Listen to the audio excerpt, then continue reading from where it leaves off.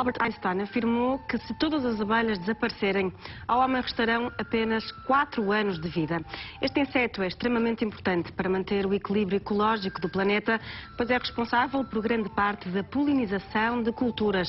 Fica agora a conhecer como vivem as abelhas e como é feito o mel, um produto com propriedades medicinais usado há milhares de anos.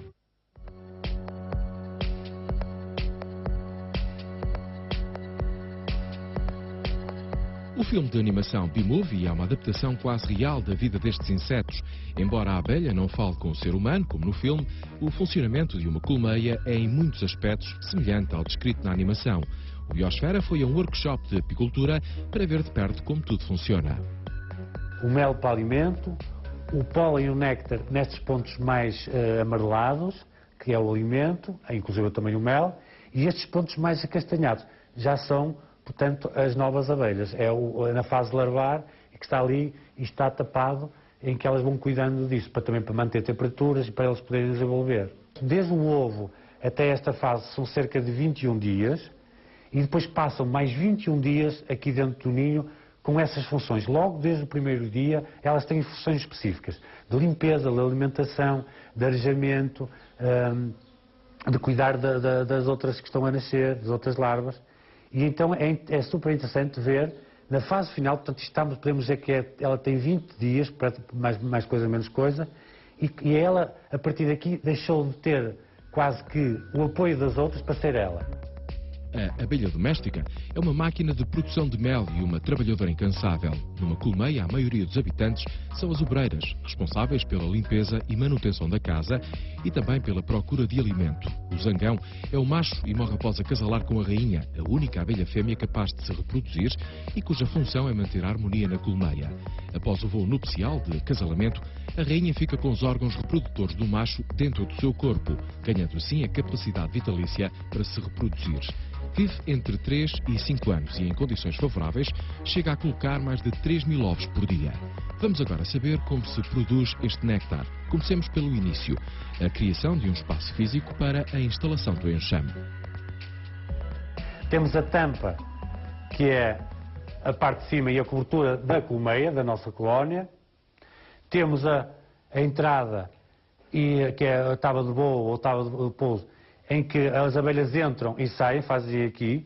Se o enxame for novo, para que não entrem outros facilmente e ela não está totalmente forte, devemos utilizar esta parte mais pequenina, só com 2 ou 3 entradas. Quando ela começa a trabalhar em plena, então trocamos, o apicultor está atento, troca, e para ela para ter mais atividade, para elas poderem entrar mais facilmente.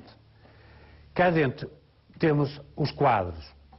Os quadros do ninho são mais compridos. É aqui que todo o enxame vai desenvolver, onde é aqui feita a postura.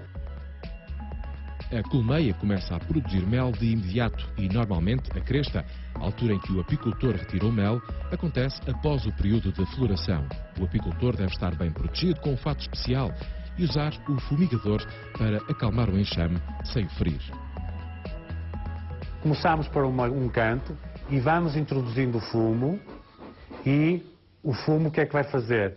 Vai fazer com que elas se sintam quase que meias intoxicadas e vão se defender protegendo-se, alimentando-se de mel, como que vamos nos proteger se for preciso fugir. Isto é quase induzir a esta situação à abelha. Elas ao sentir isso vão se encher de mel, vão se tornar mais calmas. Quando a colmeia é maior e possui várias alças, os procedimentos usados na cresta têm que ser diferentes. Coloca, mais uma vez, outra colmeia vazia. Isto é um processo um bocadinho demorado e com a ajuda desta tampa, mas que tem aqui um segredo engraçado, que é este chamado escapa-abelhas. Estas pecinhas que estão aqui, que vocês veem, têm uns orifícios. Eu podia tirar uma, para vocês verem melhor. O que é que esta operação, esta coisinha tem de milagre? Este escapa-abelhas, que é assim o nome que se dá a isto, tem aqui uma função muito engraçada. Vai deixar as abelhas descer, mas não deixa regressar. Vamos ter o cuidado, se eu quero que esta não tenha abelhas, eu não vou colocá-la em cima. Eu tenho que ter o cuidado de colocá-la em baixo. Portanto, ela deixa passar para baixo, mas não deixa subir. Ao fim de 24 horas, as abelhas já terão descido ao ninho e os quadros podem começar a ser retirados com a ajuda de ferramentas especiais. Num cantinho e descolamos o quadro, ok? E depois, que muitas das vezes, como está cheio, e então temos dificuldade também em tirá-lo, porque vamos esmagar já aqui o mel, com a ajuda do pega-quadros também, ele hoje em dia, os antigos não tinham, hoje em dia já trazem a função de formão, portanto, só com uma mão a gente consegue fazer logo tudo. Então, depois de descolar, vamos aqui, com a ajuda deste, e agarramos facilmente no quadro. Com a ajuda desta faca, hoje em dia temos já facas desopercular. Esta faca chama-se desopercular, portanto, tira o opérculo, esta película de cima, que vai nos permitir, então, retirar o mel. Portanto, vamos deslocar aqui ao tanque desopercular.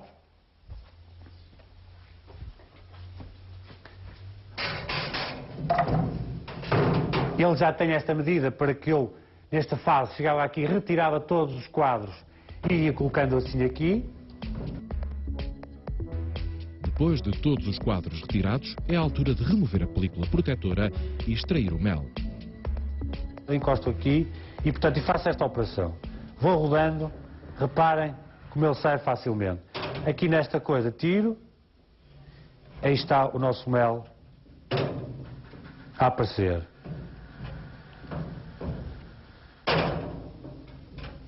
Reparem, temos a nossa bitola, que é o próprio quadro, ajuda-nos a saber qual é a medida ideal para cortar. A gente encosta a faca desopercular ao quadro e vai sempre aqui nesta linha. Só, eventualmente, se tivermos até um bocado que não ficou, com este bico mais redondo, nós temos a possibilidade de chegar lá. A operação repete-se dos dois lados dos quadros. Depois, retira-se o excesso de cera para que caibam nesta máquina, o centrifugador, que neste caso ainda funciona de forma artesanal, à manivela. Ao rodar o manípulo, o mel começa a sair dos favos. Para que vocês possam ver as paredes já todas cheias de mel. E reparem, ali a parede já toda cheia de mel. Depois de assegurar que todo o mel foi retirado, o apicultor passa o líquido para outro recipiente. E vamos escorrer precisamente para um bidão, para um recipiente, e ter já o cuidado de ter então um coador, uma parte ou outra que tenha de cera, ou até de uma abelha, inclusive pode estar uma abelha morta. Ela é toda retirada aqui, é filtrado e temos o nosso mel aqui para o nosso reservatório.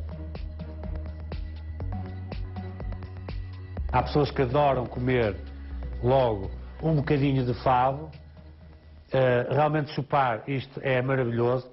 Há pessoas que gostam de ter isto na boca e depois sentem também o sabor da cera. É impressionante.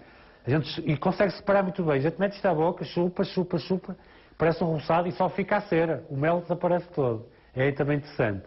E permitem-me que faça só um bocadinho. Depois terão a oportunidade de fazer. Mas é fabuloso, é uma delícia. O recipiente deve ser bem vedado com uma tampa respirável e o produto deve ficar em repouso durante cerca de 8 dias. O mel está agora pronto para ser dividido em frascos mais pequenos.